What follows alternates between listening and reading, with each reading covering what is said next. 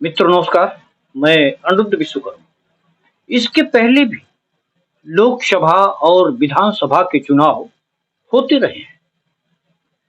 जो दल सत्ता में बैठा है, विपक्षी दलों को इस तरह से प्रताड़ित और परेशान नहीं करता। आज की बात है, कांग्रेस के नेता राहुल गांधी तमिलनाडु के नीलगिरी में हेलीकॉप्टर से पहुंचे चुनाव प्रचार के लिए। तो इलेक्शन कमीशन ने फ्लाइंग स्क्वाड टीम को उनके हेलीकॉप्टर की जांच करने के लिए भेज दिया। इस जांच पर सोशल मीडिया पर प्रश्न चिन्ह भी खड़े होने लगे हैं। वरिष्ठ पत्रकार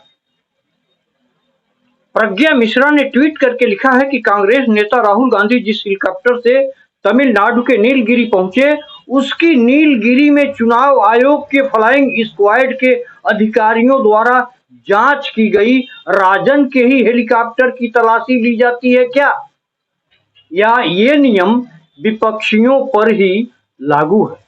तो इस तरह से विपक्षियों पर जिस तरह से ईडी से लेकर के सीबीआई तक और अन्य जांच एजेंसियों के द्वारा प्रताड़ित किया जा रहा है, तो ऐसे में यह प्रश्न उठेगा ही कि आखिर सत्ता दल के लोग इतने ईमानदार किस तरह से हैं और सारे भ्रष्टाचारी विपक्ष में ही पाए जाते हैं।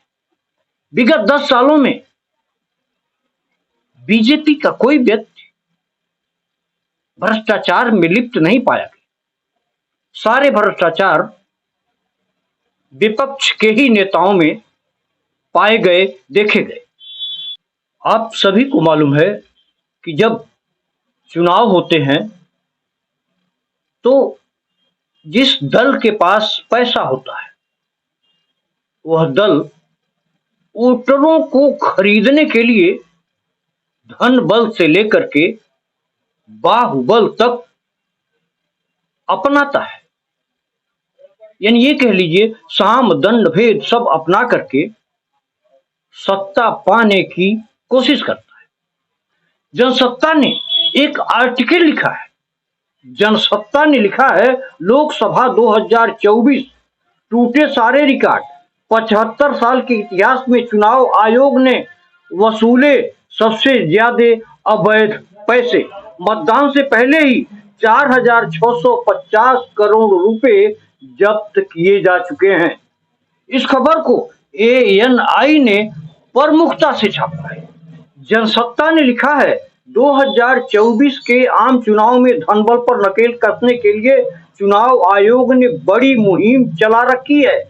आयोग द्वारा शेयर की गई जानकारी के मुताबिक 1 मार्च 2024 से अब तक हर दिन 100 करोड़ रुपए की जब्ती की गई।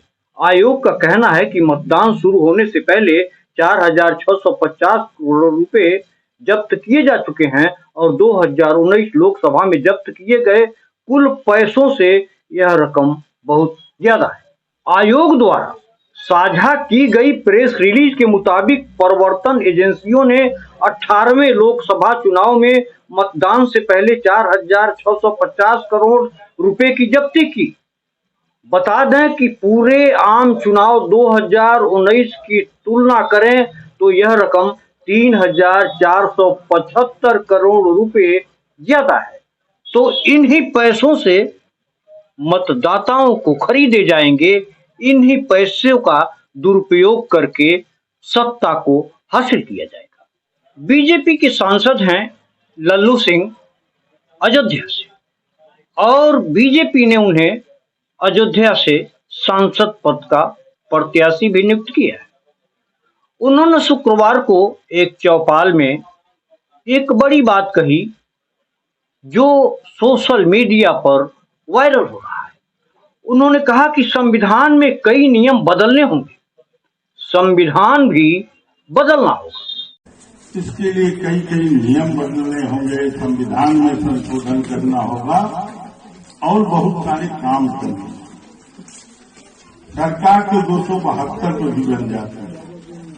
लेकिन 272 की सरकार संविधान में संशोधन नहीं कर सकती। उसके लिए 2/3 बहुमत से अधिक सीट या नया संविधान बनाना, तो इसलिए उनके इस बयान को लेकर के सपा के मुखिया अखिलेश यादव ने ट्विटर पर ट्वीट करके लिखा है कि चुनाव आयोग ऐसे बयानों का तुरंत संज्ञान ले, क्योंकि संविधान को मूल रूप से बदलने की बात करने से बड़ा लोकतांत्रिक उल्लंघन और क्या हो सकता है।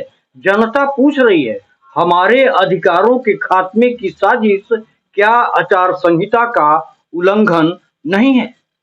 तो वहीं प्रसिद्ध पत्रकार प्रज्ञा मिश्रा ने भी इस मामले को बारीकता से उठाते हुए कहा है कि बीजेपी प्रत्याशियों से लेकर सिटिंग बीजेपी सांसदों तक सब इस बार बीजेपी की जीत के बाद संविधान बदलने की बात कह रहे हैं। संविधान में संशोधन और बदलाव दोनों अलग अलग चीजें हैं। क्या अब इस देश पर बीजेपी का संविधान लागू होगा? क्या ये बाबा साहब अंबेडकर के संविधान का अंतिम साल है?